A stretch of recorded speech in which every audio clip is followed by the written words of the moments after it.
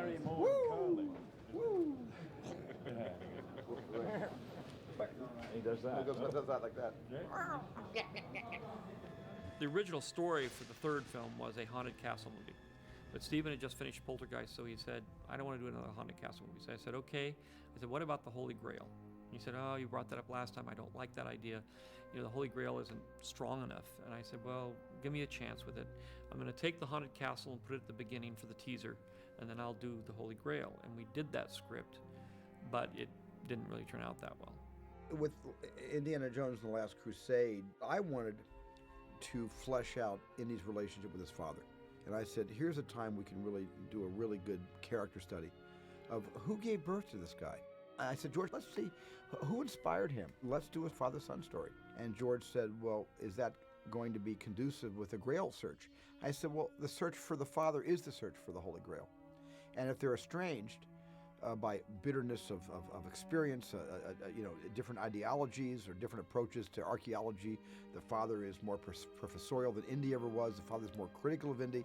So I basically built up this kind of relationship between Indy and his dad, and then when it came time to casting it, I said to George, there's only one person that can play Indy's father, and that's, James Bond. And the original James Bond, and the greatest James Bond, Sean Connery. And so we went for broke. We went after Sean, and fortunate for us in the movie, Sean said that he would do it.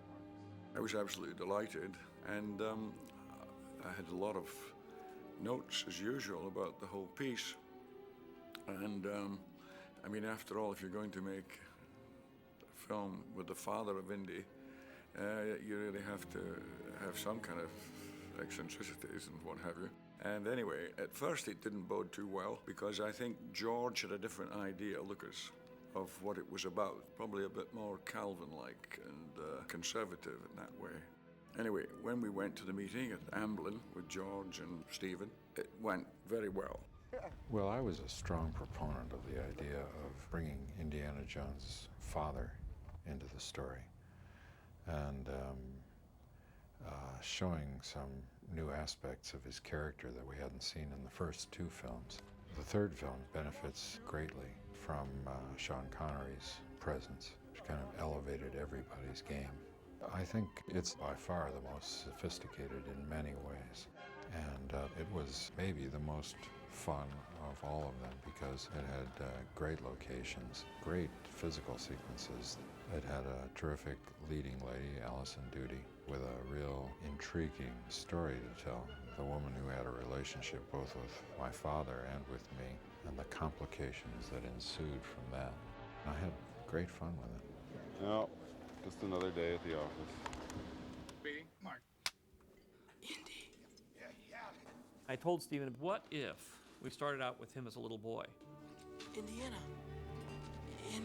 Shh. Just let us see if we can work this out. I think it might be an interesting idea, and it gives the whole thing so much more depth. So he said, well, okay. That cross is an important artifact. It belongs in a museum. I was interested in playing a young Indy and kind of had some insight on Harrison's way about him, being that I worked with him on Mosquito Coast.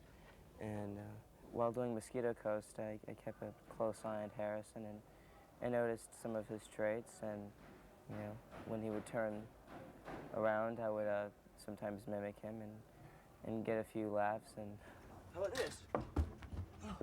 That's good. I felt, close to it. I felt I could do it. Give me that moment. Yeah, give me that moment of humiliation, and then go, right, go fast. Right, good. That's lovely.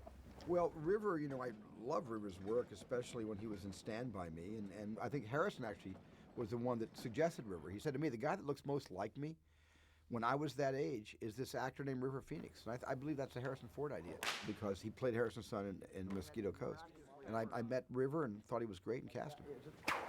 Right, that's right, exactly. That's good.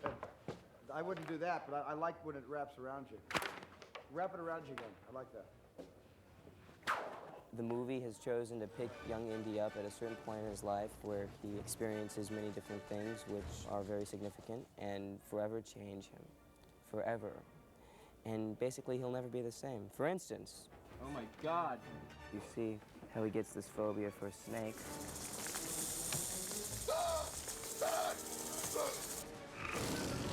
And how he learns how to use a whip. And he cracks that whip. And in the process of doing so, he goes, "Walla poo," and the very end cuts him, and there you have the scar. We thought it would really be fun to show how Indiana Jones got the scar on his chin, because in real life, Harrison Ford has a scar on his chin already. Oh, I had a car crash when I was about 22 years old, 23 years old. Ran a car off a road and into a telephone pole. Yeah, well, the second one is the one where it flies back in the face. You see it pretty well. River did it before with the felt whip.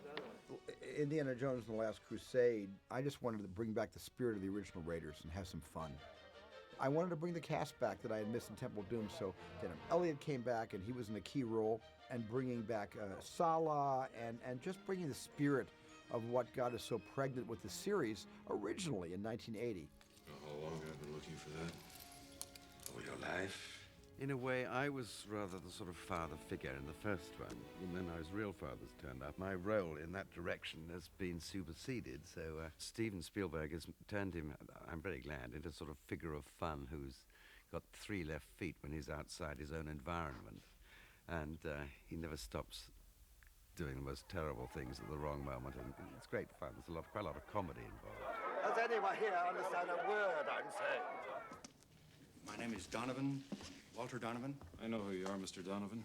I suppose it was my friendship with my next-door neighbor, Robert Watts, who was executive producer, as you know, that pulled me into this whole genre, really. And indeed, he did Star Wars, the first Star Wars. And this quite small part came up in Empire Strikes Back, and I went to meet them, and I got it. And so when Indiana Jones came along, there was the part of the sergeant, the German sergeant, for which I was eminently suitable. And I went up to be interviewed for it, and I didn't get it. And the next day, my agent rang and said, "Well, they want you to go along for Walter Donovan." I said, "What, you mean the main villain?" He said, "Yeah. He's American, don't forget he's American." So I did this terrible phony interview with a ghastly American accent. It was awful. And I got it. I couldn't believe it. It's one of the most happy experiences of my life. By the time we got to the third film, we had a pretty well-honed team. Most everyone had worked on the 2 previous films, and we were a pretty fast-working, efficient group, which was good because it was probably the most complicated of the films that we had done. We shot in Venice. Well, Venice was another thing, because Venice, in summertime, is really crowded. And I'd said going into this film, I don't want to go near Venice in the tourist season. Guess what? We shot there in August. We got control of the Grand Canal from like 7 a.m. to 1 p.m. on one day. But there was the TV aerials on the top of the hotels on the other side of the Grand Canal. There was nothing I could do. You know, this is the problem when you're shooting, period. I couldn't do anything. Dougie said, "It's all right, you won't see them." I thought, God, thank God for that. But we did it, and we managed. Marcus Brody? That's right. Dr. Elsa Schneider. How do you do? I was living in London, and I simply went for the audition, thinking there was no possibility of me getting it, because I was 21 and Irish, and they were looking for a 29-year-old Austrian. Before that, I'd done some TV. I'd done work with Jonathan Pryce. I'd done a Bond film, A View to a Kill, playing Jenny Flex. I think I was one of the first girls that they saw. I auditioned and met with Steven Spielberg and everybody, and then they asked me to come back to do a screen test. I remember thinking, oh God, you know, will it be me? And I was lucky. I was really lucky. Action. Don't look at me like that. We both wanted to go. Basically, I had to acquire an Austrian accent, so I did a lot of work for that. And before I knew it, I was on the set, shooting the first day, and it was actually one of the last scenes. So I arrived on set with Harrison Ford, and Sean Connery, and Denham Elliott, and Steven Spielberg, and George Lucas, and little Alison Doody, and with an Austrian accent, filming one of the last scenes. So I was really thrown in the deep end. Action!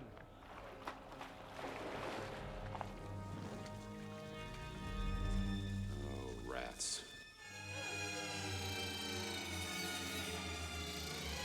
The Rats was the follow-up to the Bugs, which was the follow-up to the Snakes.